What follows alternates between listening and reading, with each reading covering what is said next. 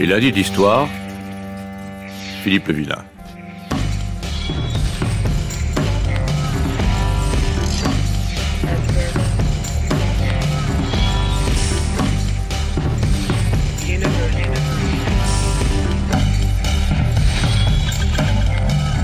Chers auditeurs et chères auditrices, bonjour. 21 février 1913.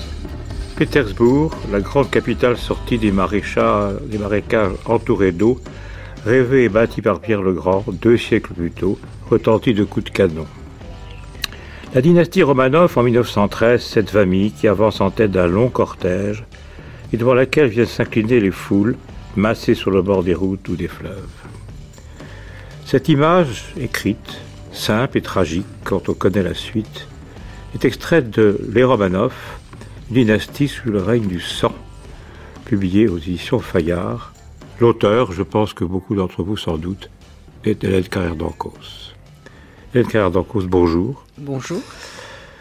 Vous avez écrit 25 ouvrages qui sont un mélange de grandes fresques, de biographies subtiles, coordonnées, et qui sont une histoire totale presque de la Russie, des origines, jusqu'à nos jours. Et récemment, vous avez publié dans le Figaro une interview passionnante qui exprime même la continuité entre les Romanov, malgré leur destin tragique, et la vision historique qu'a Poutine.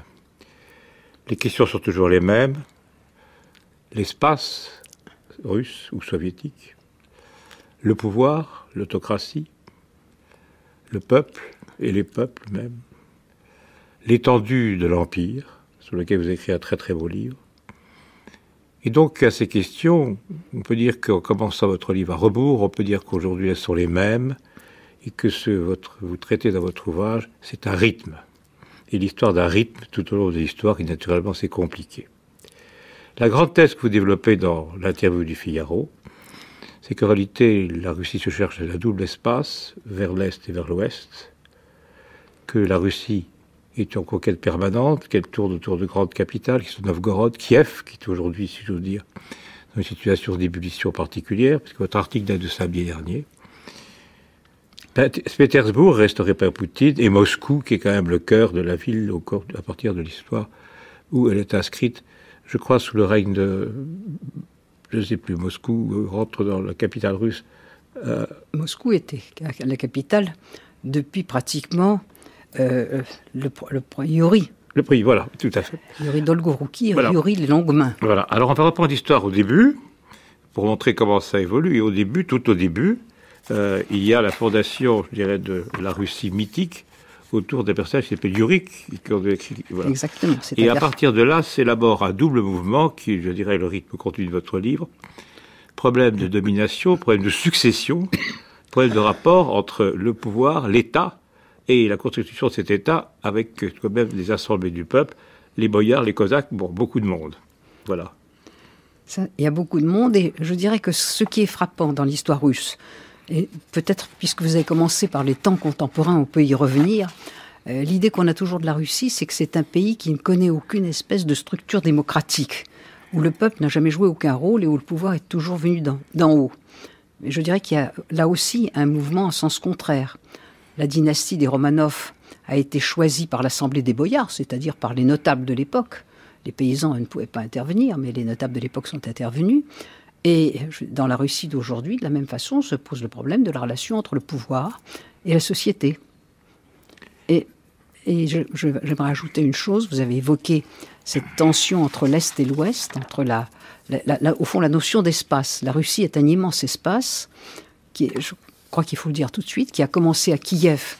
Kiev, c'est le berceau de la Russie, ce qui rend terriblement douloureuse pour la Russie la question aujourd'hui de cette volonté manifestée par une partie de la population ukrainienne de lui tourner le dos. Mais l'histoire russe s'est toujours déplacée dans ce continent qui est l'Eurasie. Elle s'est déplacée de Kiev vers le nord, sous la pression des Mongols venus de l'Est, et qui sont arrivés jusqu'aux frontières de l'Europe occidentale, pratiquement. C'est l'espace russe qui les a empêchés d'aller plus loin. En même temps, la Russie a été arrachée par cette invasion à l'histoire européenne, à laquelle elle a le sentiment d'appartenir. Et elle s'est étendue parce qu'elle a été arrachée pendant 3 siècles. elle s'est tournée vers l'Europe. Elle a voulu rejoindre l'Europe dès que les Mongols ont été vaincus. C'est le mérite d'Ivan le Terrible, en 1552. Il a rendu la Russie à son indépendance. Et ensuite, la Russie ne pouvant pas avancer en Europe, l'Europe n'était pas terre de conquête, a avancé vers l'Est et avancé jusqu'à l'océan Pacifique. Et vous avez évoqué les Cosaques, ça c'est le mérite des Cosaques qui ont été les conquérants, d'abord de toute la Sibérie. Alors, parlons d'Ivan le Terrible, Ivan IV en l'occurrence. Vous dites à un moment donné, il est l'incarnation du destin tragique de la Russie pré-romanovienne, on va y venir, et de ses chances manquées. Oui, c'est tout à fait, parce que, au fond, ce qui pèse sur la Russie, d'emblée, c'est le problème du pouvoir. Dans toutes les sociétés, le problème du pouvoir se pose, et toutes les dynasties ont été marquées par le problème du pouvoir, mais dans des dynasties que j'appellerais normales, les dynasties qui ont régné sur le trône en France ou en Angleterre. En gros, on sait comment le pouvoir se transmet et on ne détruit pas la ligne de transmission du pouvoir. On n'a pas d'exemple de souverains qui tuent leurs enfants parce qu'ils estiment qu'ils seront dangereux pour eux. Vous avez évoqué Ivan le Terrible. Ivan le Terrible il a eu deux mérites pour l'histoire de la Russie. C'est lui qui a vaincu les Tatars, c'est-à-dire les Mongols islamisés, qui occupait la Russie. Il a libéré, il a conquis Kazan et rendu la Russie à son indépendance, à un destin propre. Mais en même temps, il a instauré un régime terroriste dans la seconde partie de son règne. Un régime qui, d'une certaine façon, je pourrais dire, annonce un peu l'Union soviétique. Et vous le dites à un moment donné, qu'il y a une sorte de ligne de continuité entre l'autorité, l'autoritarisme, et puis l'autocratie d'Ivan le Terrible, jusqu'au régime totalitaire. Exactement. Et le modèle d'Ivan le Terrible, ce modèle qui évoque, ou je dirais annonce, le système soviétique, c'est-à-dire Ivan le Terrible a eu une première partie de son règne qui a été une partie de son règne normale. C'était un souverain qui avait rendu son pays à son indépendance et qui a régné d'une façon sage. Puis il y a eu une cassure dans sa vie. On peut penser que c'est la mort de sa femme qui l'a arraché véritablement au destin qu'il suivait. Anastasia. Oui. Qui est Romanov, non ?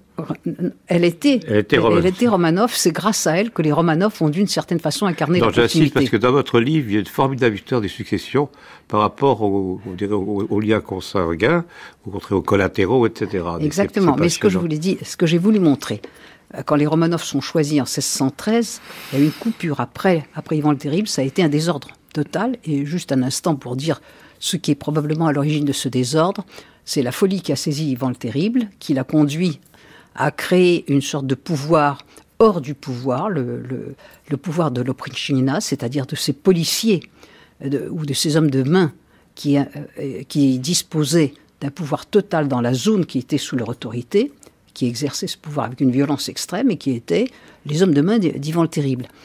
Et sa folie a atteint ce point que dans un excès de colère, il a tué son propre fils.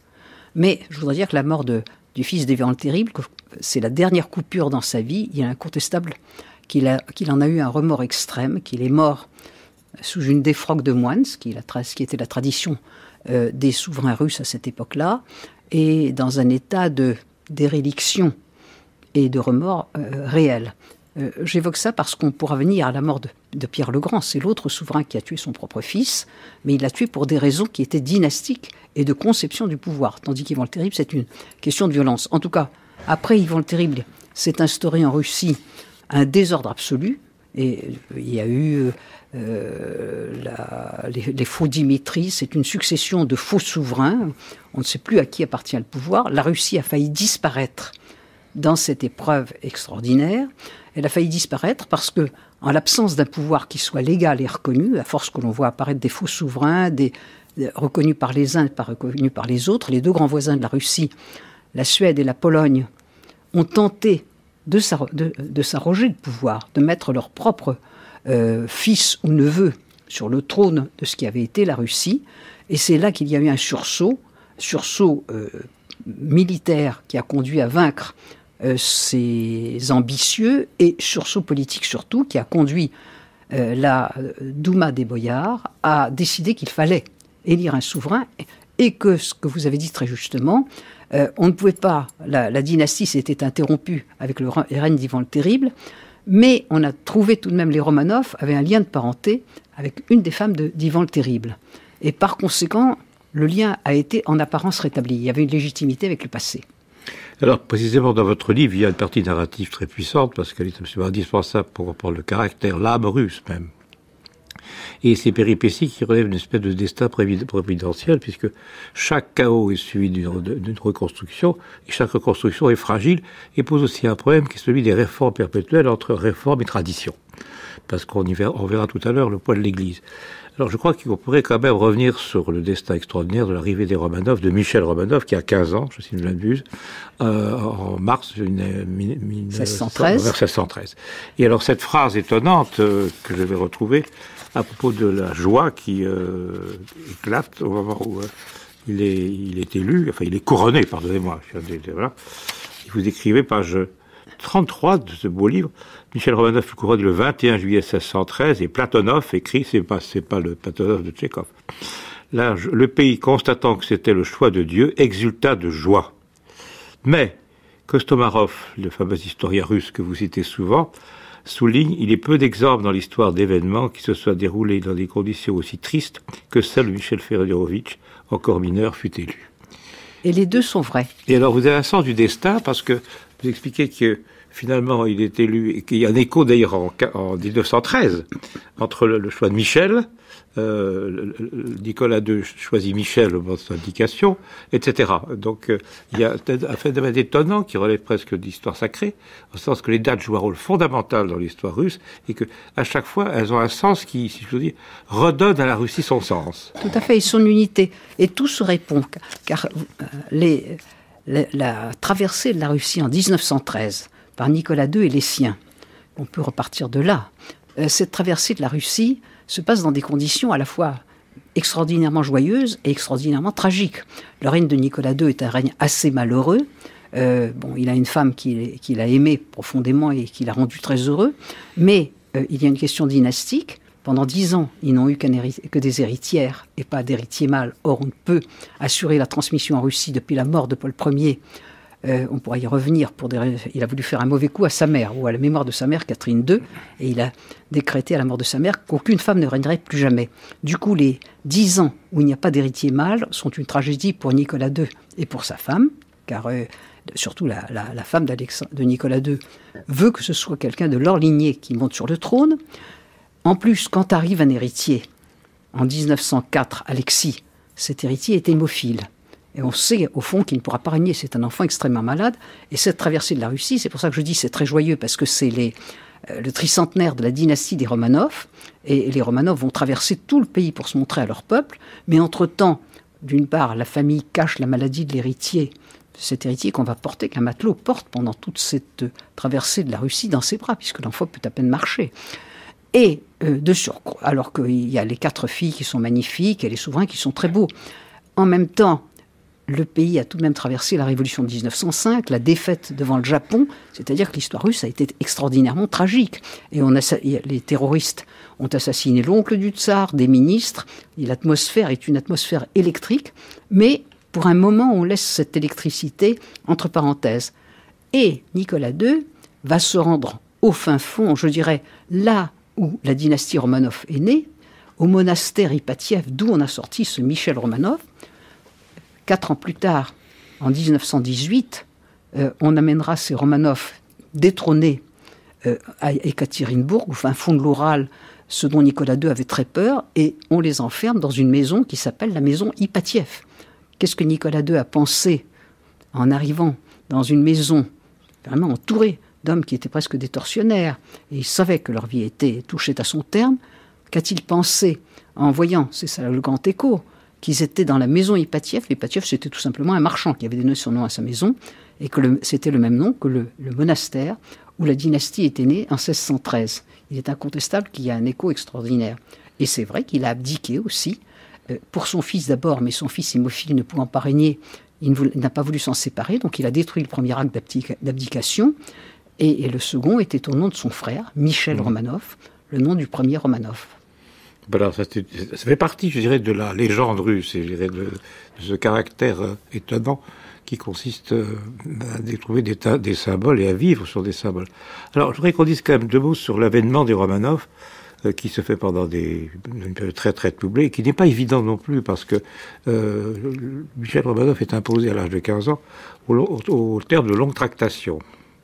Et de grandes ambitions. Et de grandes ambitions. Car si on a choisi un adolescent, et un adolescent qui était dans un monastère avec sa mère, c'est précisément pour que les boyards puissent garder leur autorité. Et celui qui a eu de l'autorité, en réalité, ce ne sont pas les boyards, c'est le père de Michel Romanov, qui est revenu de captivité, il était prisonnier des Polonais, c'était un ecclésiastique qu'on avait poussé vers les ordres réguliers. Ça, c'est un débat politique. Et qui sera le patriarche de la Russie. Et quand il revient, au fond, c'était un ambitieux, qui se serait vu, lui, souverain de la Russie, et il va y avoir quelque chose d'extraordinaire qui va marquer toute l'histoire de la Russie. C'est un partage, non pas un partage, une coopération, une symbiose du pouvoir entre le chef de l'Église et le chef et celui qui est sur le trône. Il n'y a pas de séparation entre le royaume de César et le royaume de Dieu, dans le règne du premier Romanov, de Michel. Son père détient une grande autorité. Ils sont tous les deux juridiquement co-souverains. Tous les actes sont signés des deux co-souverains. Et on peut dire que ça ouvre le grand débat en Russie, au fond, sur la nature du pouvoir russe. Est-ce que le pouvoir russe est un pouvoir d'une nature religieuse? Il ne s'agit plus simplement de loin du Seigneur, comme dans la monarchie française, non. Il s'agit d'un pouvoir qui est véritablement l'émanation de la volonté divine. C'est ce qu'a incarné le pouvoir du premier Romanov. C'est ce que Pierre le Grand s'est acharné à détruire. Et ce qu'il a détruit, il a laïcisé le pouvoir russe. Et je dirais qu'à la fin de la dynastie Romanov, avec Alexandre III et Nicolas II, on revient à la tentation de la personne sacrée du souverain. Et il y a une bonne raison à ça. Cette personne sacrée du souverain, c'était pas seulement loin du Seigneur, c'est un côté sacralisé. Ça tient aussi à ce qu'Alexandre II, le père d'Alexandre III et le grand-père de Nicolas II, le dernier souverain, a été assassiné. C'est-à-dire la personne n'étant plus sacrée. C'est l'œuvre de Pierre le Grand, le souverain étant un homme comme un autre, bon, protégé par l'Église, mais qui est un homme avant tout. Ce ne sont plus les deux corps du roi. Il y a eu cette tentation de revenir au caractère littéralement sacerdotal du pouvoir du souverain. Sous Nicolas II, il n'a pas pu le faire. Mais on est très près de ça, et ça contribue aussi, je dirais, à l'évolution d'un système et à une certaine incompréhension par la société de ce qu'est son pouvoir. À la fin du 19e, oui. Et, voilà. Et au moment où se monte le terrorisme, qu'Alexandre III soit victime de plusieurs actes terroristes. Oui. Et le terrorisme montant a conduit précisément à cette prise de conscience de ce qui, pour les derniers souverains, aurait été l'erreur de Pierre le Grand. Et d'ailleurs, il n'y a pas que.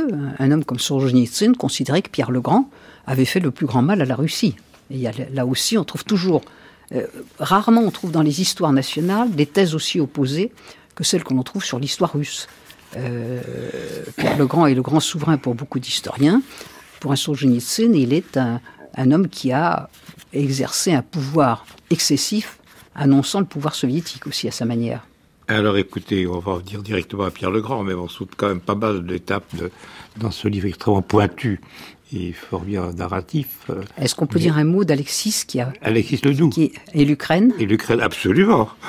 Ça, je crois que ça mérite, puisque nous sommes en pleine Ukraine. Tout à fait, oui, tout à fait. Pour comprendre l'affaire ukrainienne... C'est parce que l'occasion, c'est celle-là, on va parler de Pierre le Grand. Revenons à Alexis Ledoux. Le second Romanov, le fils de Michel, Alexis, qu'on a appelé Alexis le très doux, qui n'était pas tout à fait très doux d'ailleurs, a apporté à son pays quelque chose d'extraordinaire, c'est l'Ukraine. En réalité, l'Ukraine, qui avait été, je dirais, sous une certaine autorité polonaise, l'Ukraine cherchait à échapper aux diverses ambitions qui pesaient sur elle, et à plusieurs reprises, elle s'était tournée vers le premier Romanov déjà, en lui demandant si la Russie ne pouvait pas la prendre sous sa protection.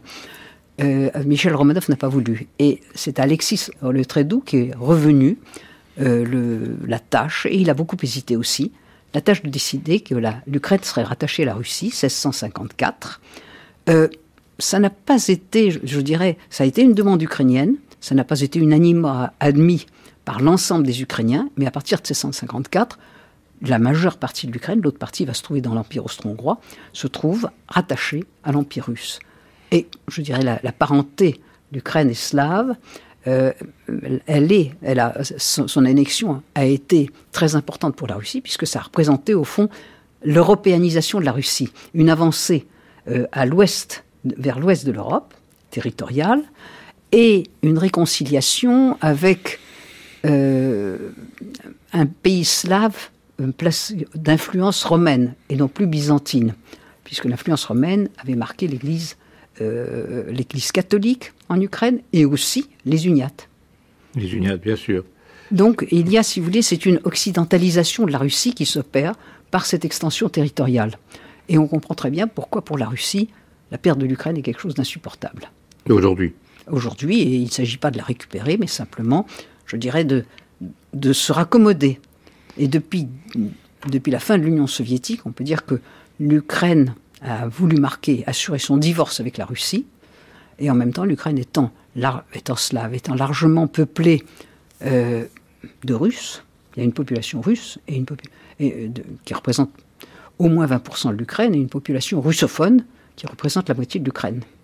Mais alors, dans votre article, de votre interview, vous soutenez la thèse très passionnante, sur laquelle, si les Européens n'avaient pas, d'une certaine façon, été indifférents à la chute du mur de Berlin et à la perestroïka, si la Russie avait été autorisée, considérée comme pouvant entrer dans l'Europe, si les pays de l'Est n'étaient pas entrés dans l'Europe, constituant une extension du domaine de l'Europe qui fait mur et une nouvelle frontière, vous parlez d'ailleurs d'une sorte de nouveau mur, le tsar Poutine, pour parler selon votre langage, accepterait que l'Ukraine se rapprochât elle aussi de l'Europe, ce qui pose le problème d'une sorte de rempart établi vis-à-vis de l'Asie. Pour Poutine, il faut tout de même bien le voir. On navigue à vue entre le présent et le passé. On navigue entre passé et présent, mais parce que toute l'histoire présente de la Russie... Le livre prête magnifiquement, par conséquent, allons-y. Elle est construite sur le passé. Qu'est-ce qui s'est passé en 1992 ? La Russie, et Boris Eltsine l'a dit, elle a souhaité, je dirais, s'arrimer à l'Ukraine, à l'Europe. Non pas à l'Union européenne institutionnelle, mais à l'Europe en grand. Ça, c'était tout à fait clair, et être considérée comme un pays européen. Elle ne l'a pas été. Elle a été, d'une certaine façon, victime d'abord de l'indifférence européenne, puis repoussée par les nouveaux entrants qui ont considéré que l'Europe devait les protéger de la Russie, et c'était légitime aussi, et en raison des malheurs subis sous Staline, et en même temps, c'était extrêmement malheureux pour l'avenir, parce que l'avenir de l'Europe passe aussi par l'incorporation de la Russie. Il n'y a aucun doute là-dessus. Mais si la Russie avait un grand statut européen, ça aurait beaucoup moins d'importance que l'Ukraine soit attachée, se trouve dans la mouvance de l'Europe, parce que tout le monde s'y trouverait. Le problème pour la Russie, c'est qu'il n'y ait pas un rideau de fer qui passe entre elle et l'Ukraine. Bien sûr. Et c'est ce que les Européens n'ont pas encore compris, et c'est une des tragédies de l'Europe, parce que l'Europe est incomplète aussi. Revenons à Pierre le Grand, parce que l'arrivée de Pierre le Grand au pouvoir aussi, qui est un long règne, Pierre le Grand, c'est de 1692 à 1725, si je ne m'abuse. Oui. C'est aussi un règne aléatoire, parce qu'il n'est pas destiné à régner, parce qu'il y a le choix entre deux familles, que vous signalez d'ailleurs dans la généalogie. Les deux enfants, les deux femmes. La généalogie que vous signalez, c'est les Miloszkowski et les Narychkine. Qui se battent, les deux femmes, les deux épouses d'Alexis le Très-Doux, en général. Justement, c'est ça les questions de succession. Les épouses avaient derrière elles des familles, et quand le souverain mourait, il y avait une bagarre au couteau. Et Pierre le Grand a été victime dans son enfance de la même chose qu'Ivan le Terrible. Et ça forge, je dirais d'une façon terrifiante, le caractère. C'est-à-dire que, ayant assisté aux bagarres sanglantes, absolument, entre des familles qui se déchiraient pour pousser leurs propres enfants vers le trône, Pierre le Grand a vécu ça. Il a été victime de... Sa famille a été décimée par la famille rivale. Il a vécu ça comme Ivan le Terrible l'avait vécu dans son enfance. Même sa demi-sœur Sophie a voulu, qui était régente, mais voulait s'emparer du pouvoir. Et elle a, je dirais, manipulé contre lui les streltsy, c'est-à-dire ce qu'on pourrait appeler les mousquetaires, ceux qui avaient des mousquetons. Il a fini par arriver au pouvoir. Il était très jeune, et je crois qu'il faut rappeler à cette occasion qu'il a fait quelque chose d'extraordinaire. Au moment où le trône a été à lui, il a commencé non pas à s'asseoir dessus, mais à dire « je vais aller voir l'Europe pour apprendre ». Et ce jeune souverain est parti anonymement, déguisé sous des habits de marchand, et avec une fausse identité, et avec une suite extraordinaire de jeunes gens à qui il voulait montrer l'Europe, à qui il voulait faire apprendre des techniques européennes, véritablement qu'il voulait instruire pour ramener un matériel humain européen chez lui, il s'est promené à travers toute l'Europe.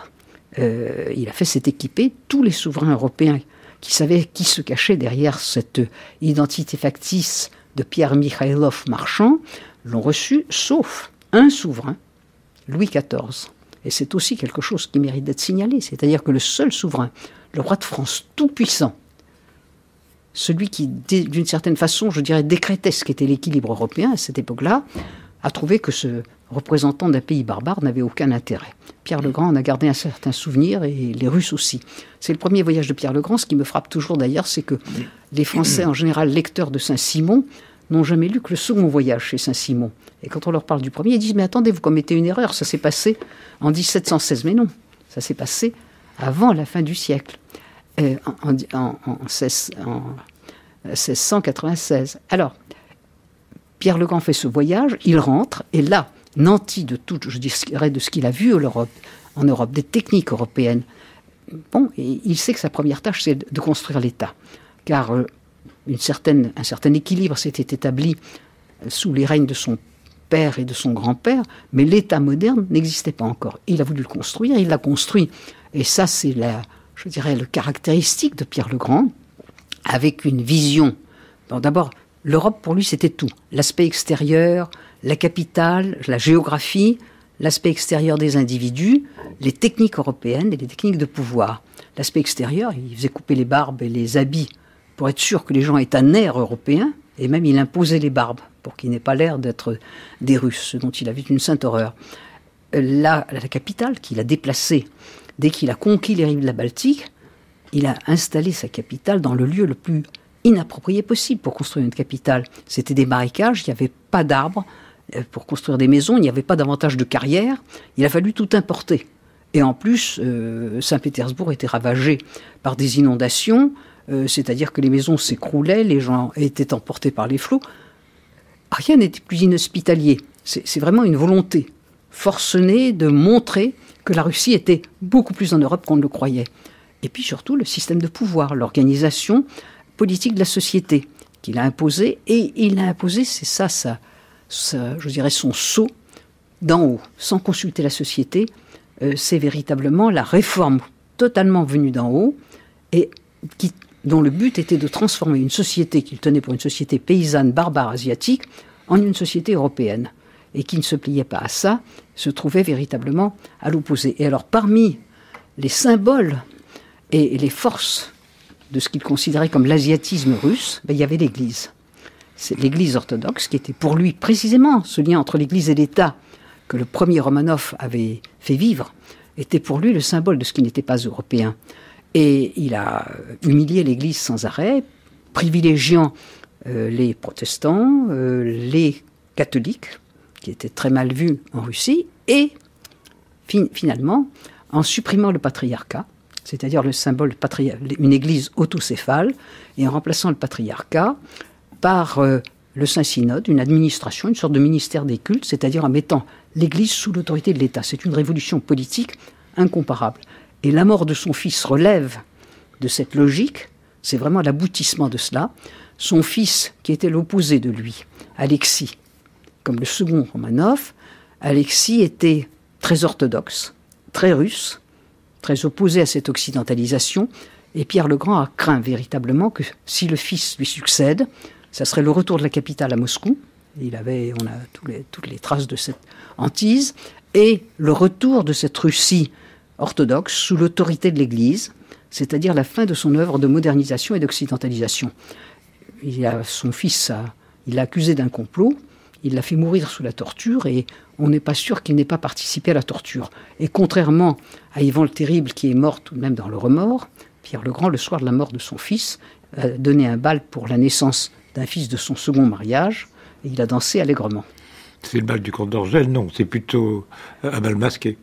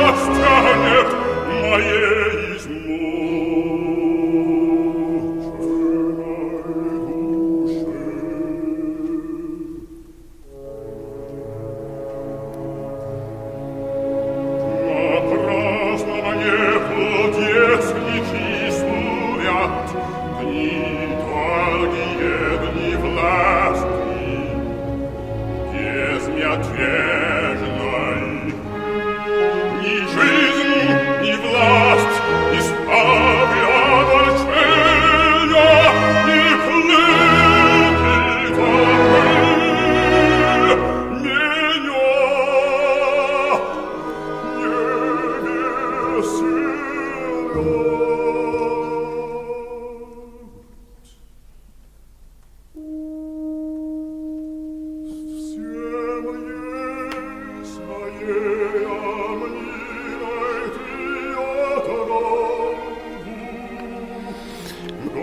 écoutez France Culture, il est 15h31 et l'émission de ce matin, cet après-midi, se déroule autour du livre d'Hélène Carrère-d'Encausse, Les Romanov, une dynastie sous le règne du sang. Boris Godounov, donc, qui sert de note musicale à cette tragique histoire permanente de la Russie, qui est une œuvre de Moussorgsky, écrite en 1872, qui a été jouée en 1873, qui est un opéra extrêmement fameux. Deux mots, Hélène Carrère-d'Encausse, sur Boris Godounov, qui est quand même un tsar par intérim, d'une certaine façon. Oui, qui a été, en fait, qui a rétabli, qui a pensé même, après la rupture causée par la fin d'Ivan le Terrible, a pensé pouvoir être créateur d'une dynastie. C'est une dynastie qui revêt un caractère de stabilité, c'est en apparence. Encore que, je reviens aux superstitions, car la Russie est marquée par les superstitions. Une voyante, dans l'histoire de Russie, les voyantes prédisent toujours quelque chose au souverain. Et une voyante avait prédit à Boris Godounov qu'il régnerait glorieusement, mais qu'il ne fonderait pas une dynastie. C'est exactement ce qui s'est passé. On a pensé, c'est là que se situent les épisodes des faux Dimitri, l'héritier qui aurait dû régner. Le jeune Dimitri a été égorgé hors de la capitale et apparaissent à la suite une série de faux Dimitri. Et on peut dire que la dynastie de Boris Godounov n'a pas résisté à cette montée des faux Dimitri, c'est-à-dire à l'idée, et c'est quelque chose qui jalonne l'histoire russe, l'idée que le souverain peut être un faux souverain, qu'un bon souverain est quelque part dans l'ombre et qu'il apparaîtra à un moment donné. D'où cette succession des faux Dimitri, mais on trouve la même chose avec le mari de Catherine II, Pierre III, qui a été détrôné, mais qui est mort dans une querelle d'ivrogne ou assassiné. La chose n'est pas sûre. Mais les faux Pierre III ont surgi, et notamment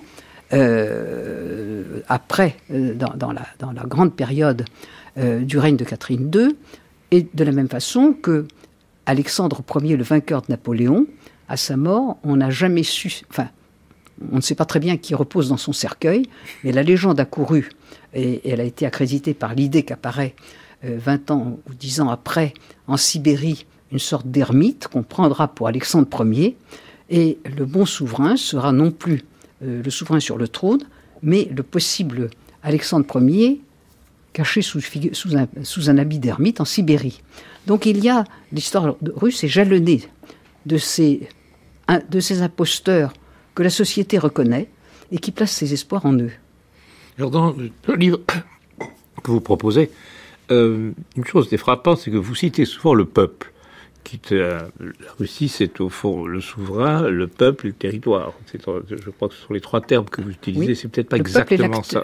Le peuple est l'acteur qui surgit. Voilà. Alors le peuple, forcément, on ne pouvait pas faire une étude en plus de diversité démographique, de sensibilité et de mœurs, sauf qu'à un moment donné, vous faites allusion à ce que le port de Moscou attire des marchands de fourrure, des bâtisseurs, etc. Donc cette ville qui est le cœur palpitant de la Russie jusqu'à Pierre le Grand.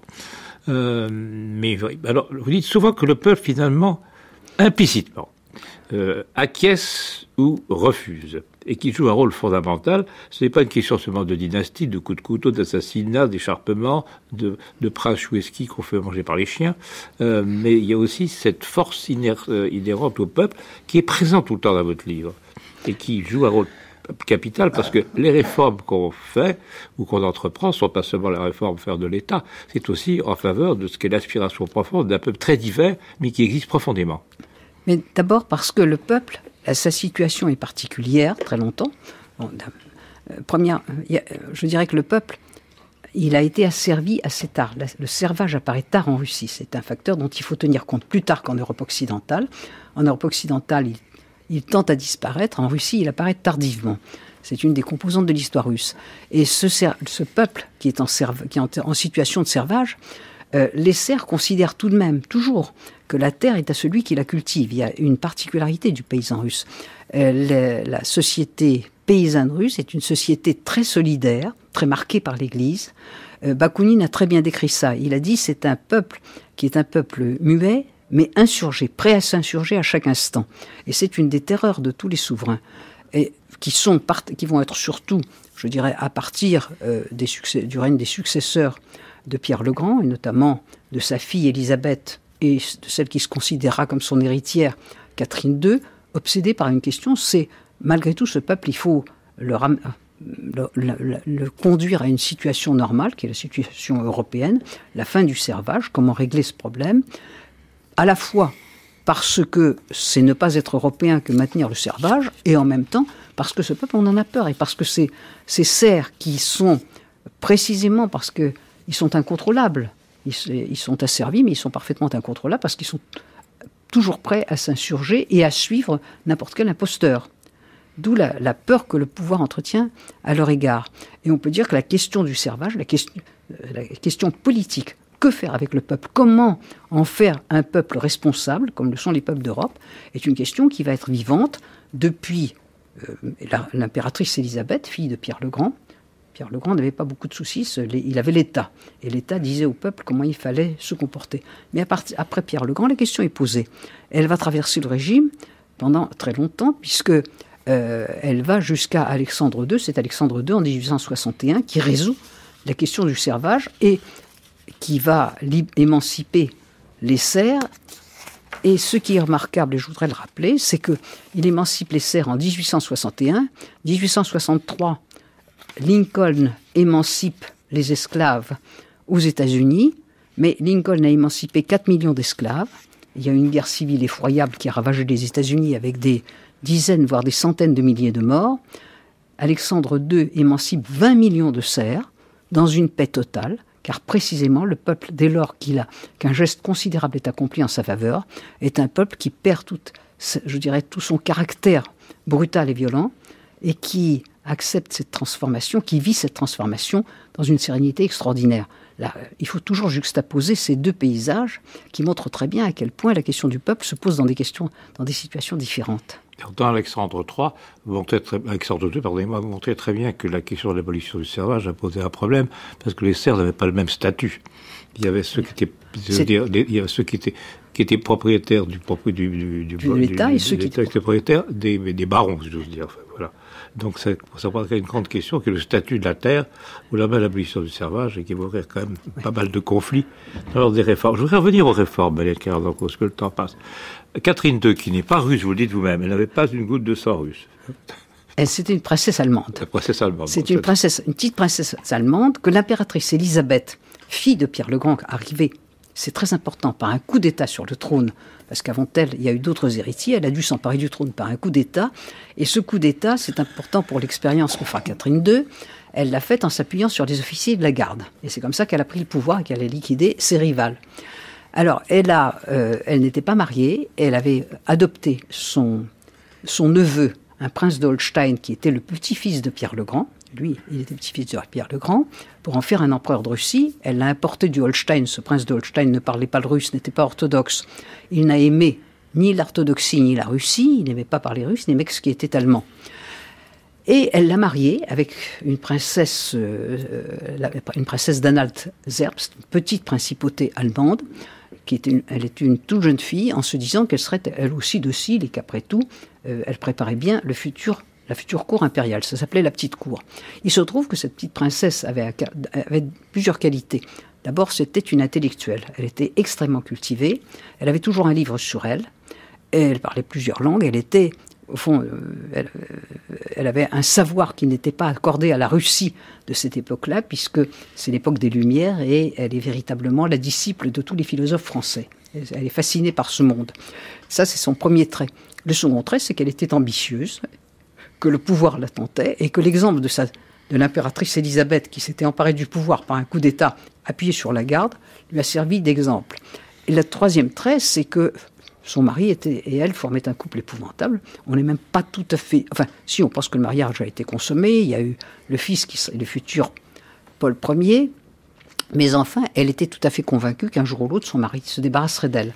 Alors, elle était en plus non seulement très cultivée, mais très intelligente. Elle a tout de suite compris que pour régner en Russie, il faut adopter la Russie. Et cette Catherine, arrivée à 15 ans en Russie, sans connaissance de la Russie, convertie à l'orthodoxie, a été farouchement orthodoxe, a acquis une connaissance de la langue et de la culture russe tout à fait remarquable. Elle a écrit des ouvrages en russe avec une liberté extraordinaire. Donc, elle a été plus russe que quiconque avait régné sur ce trône.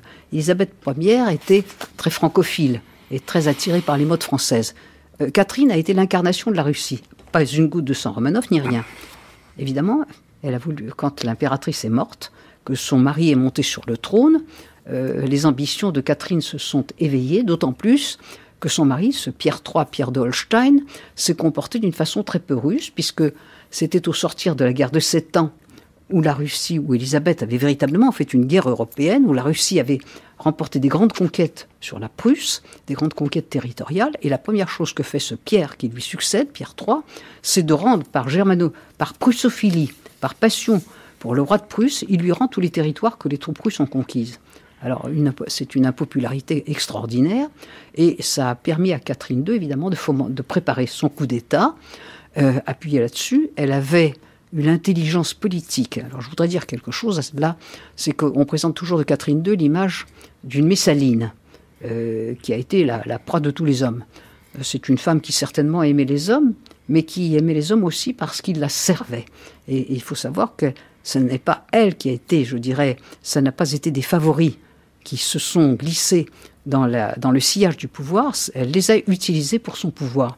Alors, elle avait un amant qu'elle a beaucoup aimé, qui a marqué 10 ans de sa vie, Orloff, Grégoire Orloff, qui était officier de la garde qui avait servi Élisabeth à monter sur le trône, et il avait l'avantage d'avoir 3 frères. Il y avait 4 frères Orloff dans la garde, ce sont eux qui ont préparé le coup d'État, qui a porté Catherine sur le trône. Alors, on a sur le trône, à partir de 1762, une jeune Allemande, qui n'a pas une goutte de sang Romanov, pas une goutte de sang russe, et qui va régner. Louis XV en a assez fait des gorges chaudes. Il a dit c'est une usurpatrice, il faut monter des coups d'État contre elle. Il l'a détesté d'autant plus qu'elle avait cette passion de la Russie qui fait qu'elle a voulu véritablement que la Russie tienne sa place dans le concert européen.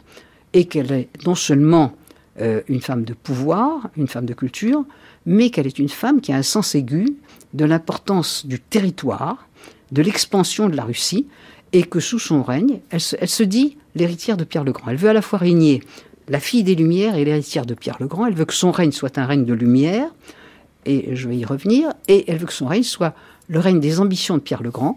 Pierre le Grand avait conquis, il voulait accéder à la mer, il avait conquis les rives de la Baltique.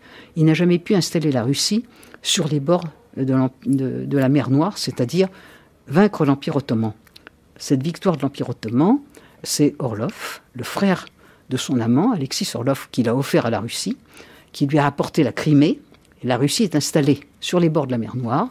Et ça, Catherine a rempli au fond le dessein de Pierre le Grand. Elle a poussé la Russie jusqu'à l'Empire ottoman, c'est-à-dire véritablement le grand maître du monde musulman de l'époque. Alors, c'est une victoire extraordinaire. Alors, à ça s'ajoute sa volonté de régner selon les principes des Lumières.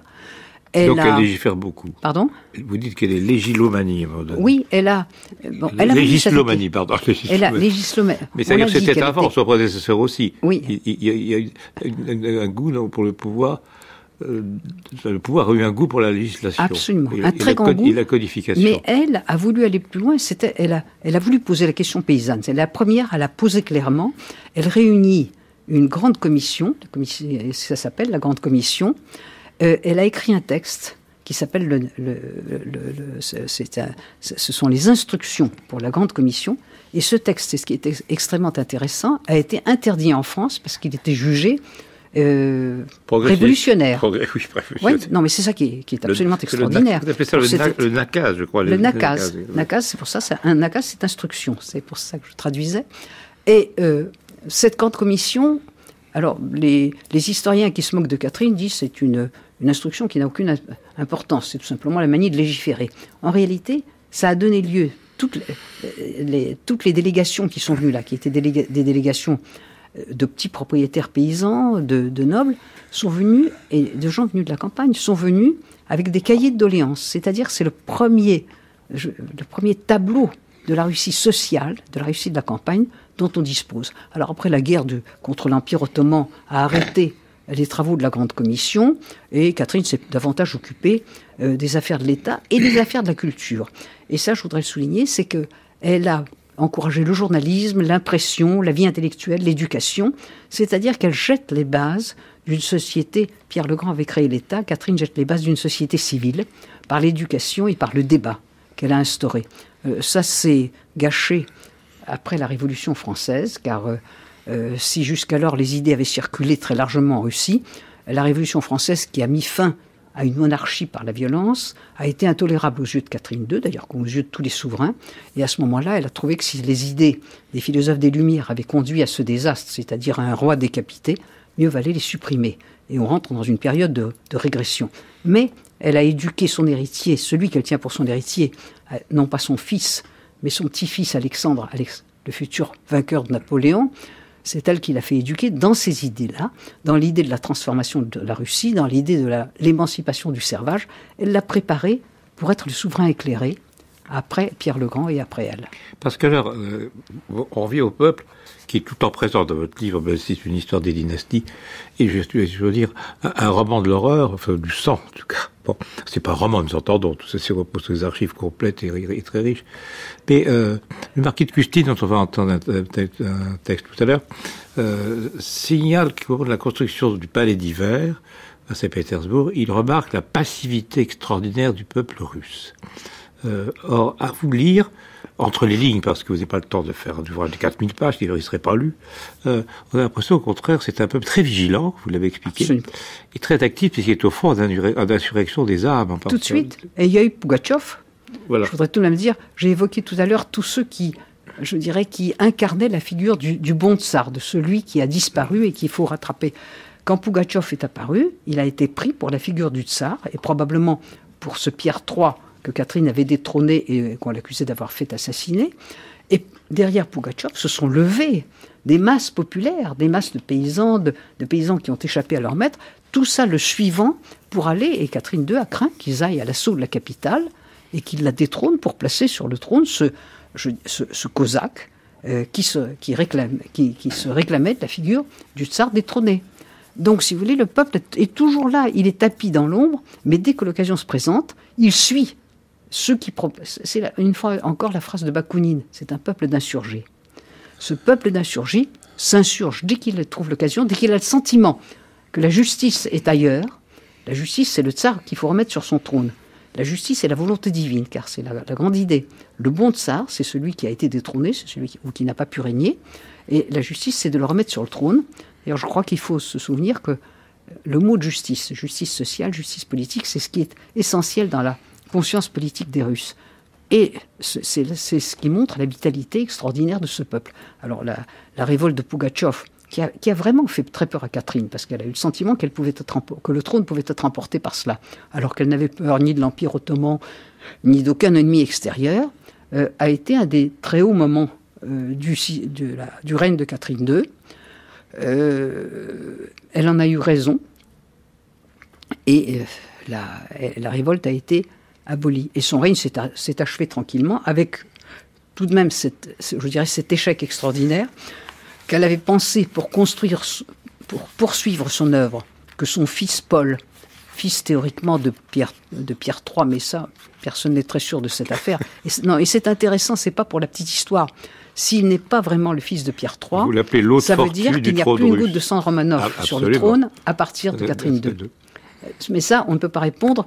Il faudrait que l'ADN aille, qu'on vérifie l'ADN de Pierre III et de Paul Ier.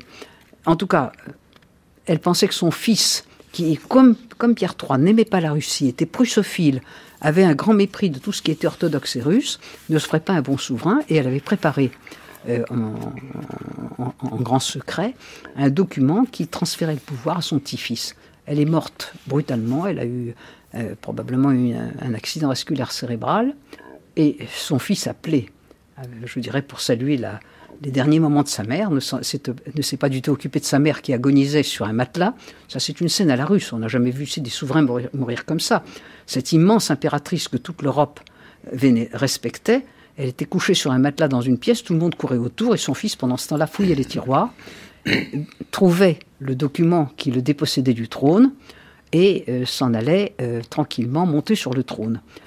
Et l'histoire en Russie est toujours, je dirais, violente, car ce Paul Ier qui monte sur le trône contre la volonté de sa mère mourra de mort violente, assassiné 5 ans après être monté sur le trône, et certainement, je dirais, dans la connaissance du complot qui va le tuer, par son fils, le futur Alexandre, qui, sans être totalement complice, a été au moins un complice muet. C'est pour ça que vous l'appelez le Sphinx. Exactement, c'est un sphinx, tout à fait. Et ce sphinx, ça va jusqu'à la fin de sa vie, car l'une des raisons pour lesquelles on pense que peut-être il a achevé sa vie, qui a été glorieuse, parce qu'il a défait Napoléon tout de même, enfin c'est le seul souverain qui ait eu raison de Napoléon,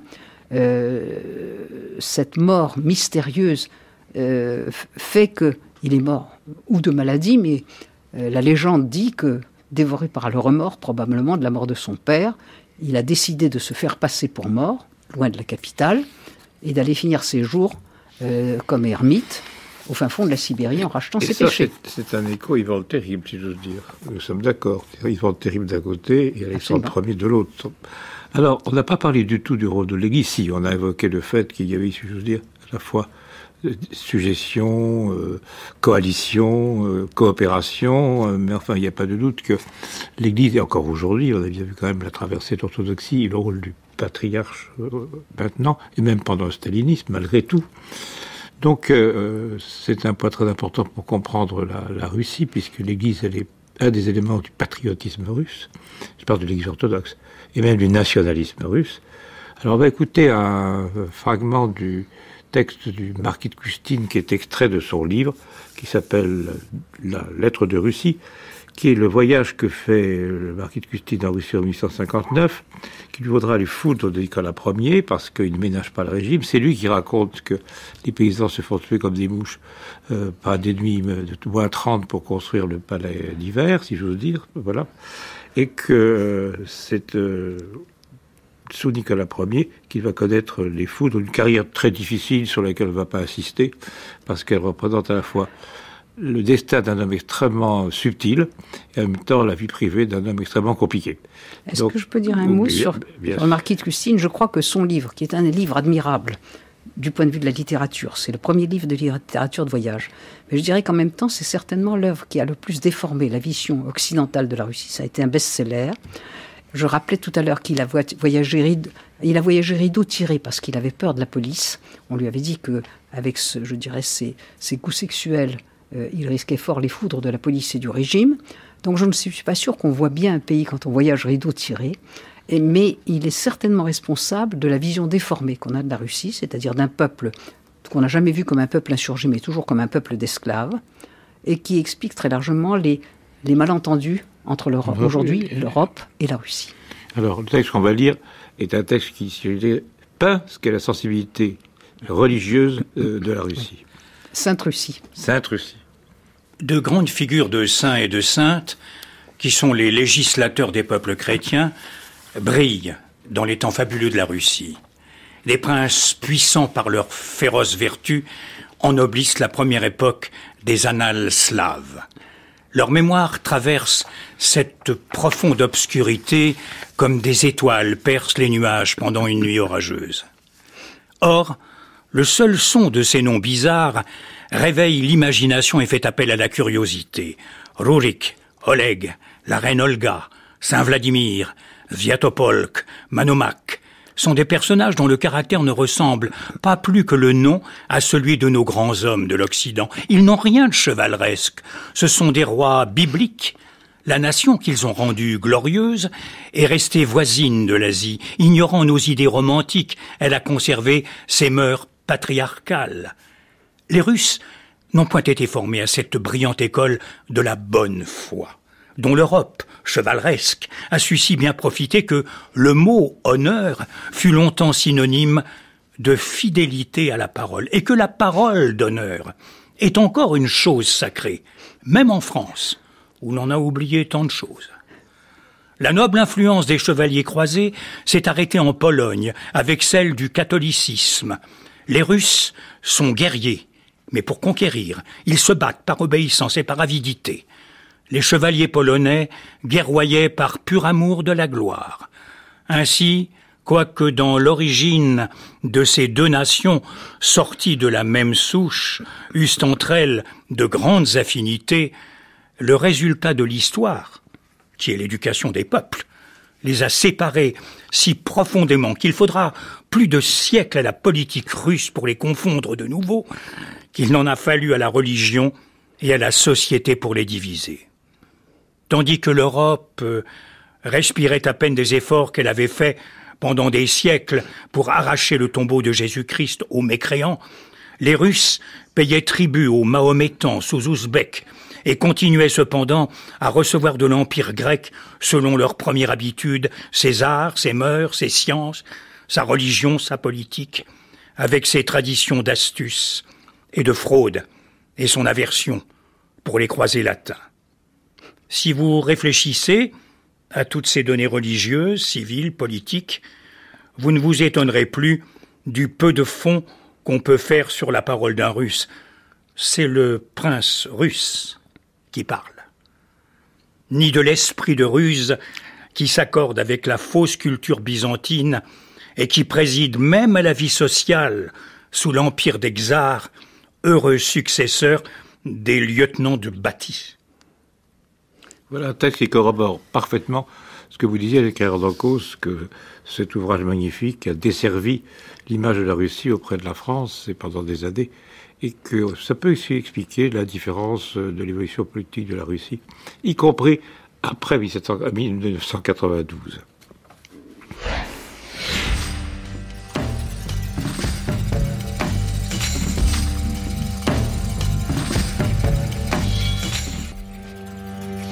C'était les lundis de l'histoire, présentés aujourd'hui par Philippe Levillain, avec Hélène Carrère-Dancos pour son ouvrage récent Les Romanov, une dynastie sous le règne du sang, publié chez Fayard. Le texte, extrait des lettres de Russie de Marquis de Custine, était lu par Jean-Pierre Leroux. La prise de son de Anthony Thomasson. La réalisation de Ghislaine David. La semaine prochaine, les lundis de l'histoire seront présentés par Jacques Le Goff.